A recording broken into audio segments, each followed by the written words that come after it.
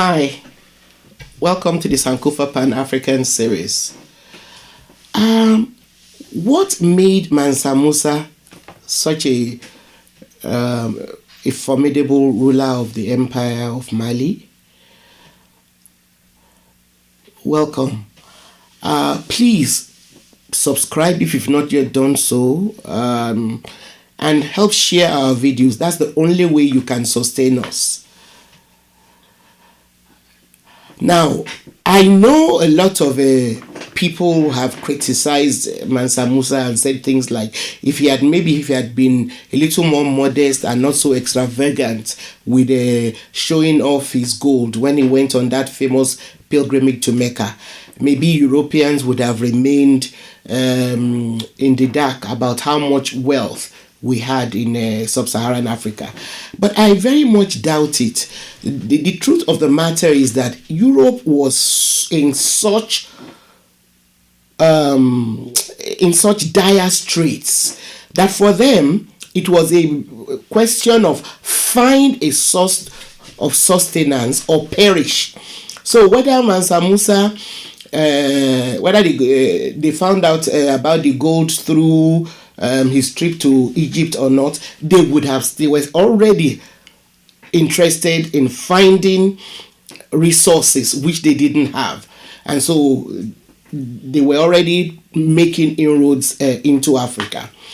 But I actually believe that Mansa Musa achieved some really remarkable things as an emperor.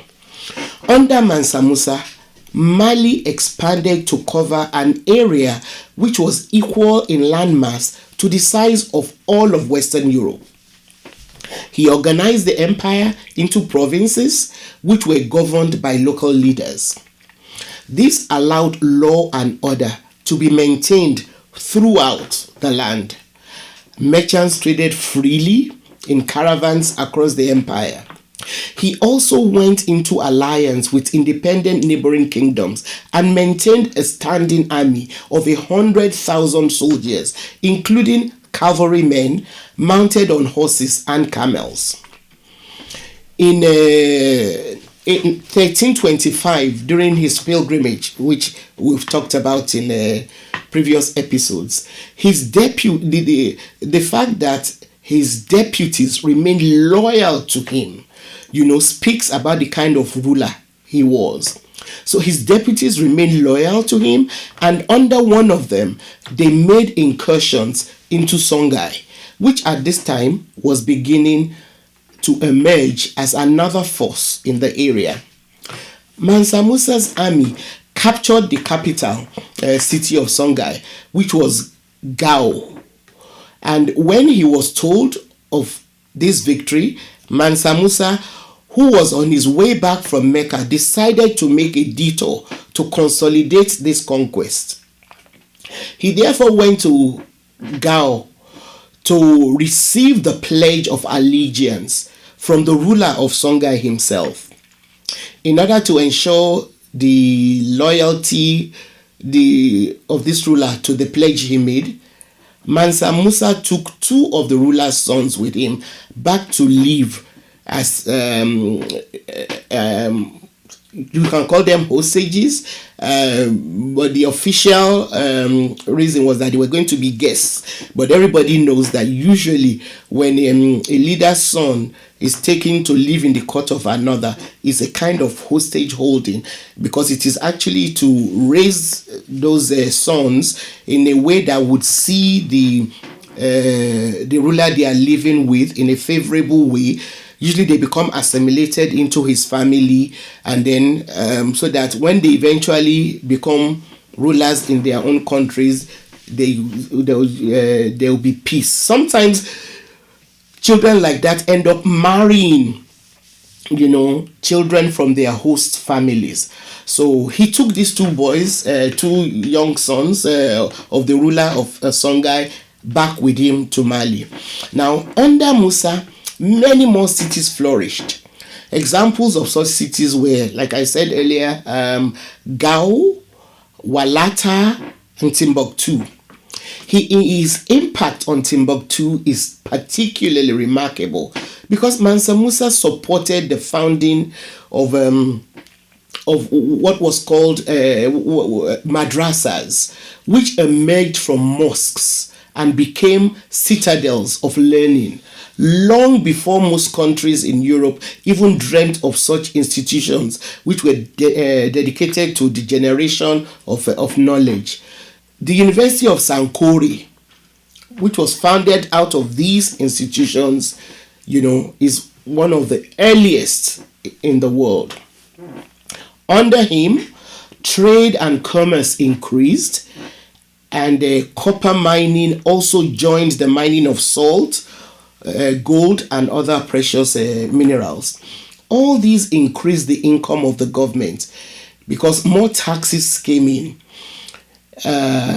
Because even the common people, and because more taxes came in, even the common people prospered. Mansa Musa died in 1332 and was succeeded by his son, Magan, who was not nearly as gifted as his father. The empire started declining under Magan's reign. First, Timbuktu was invaded and captured.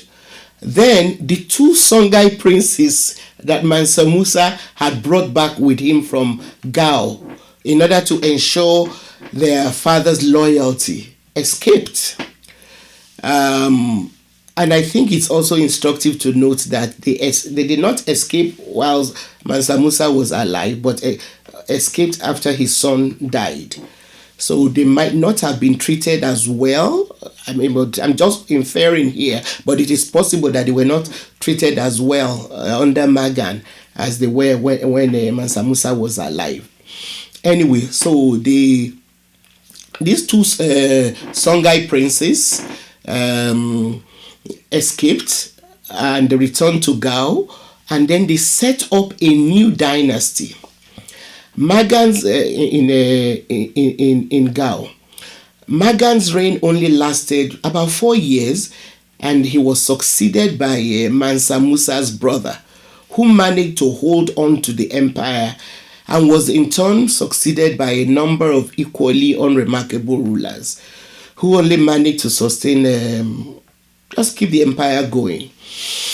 Now, around 1481, the rulers in the substantively weakened empire now made one of the most drastic errors, that a lot of other rulers made.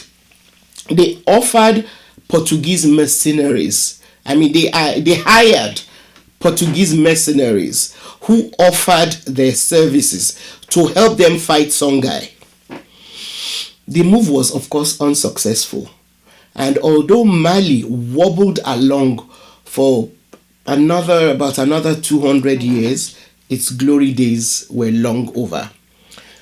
So, meanwhile, by 1475, the new dynasty, which had been founded in Songhai, became the major power in the area. We'll continue with the Empire of Songhai in the next episode. Please give us a thumbs up if you like our videos.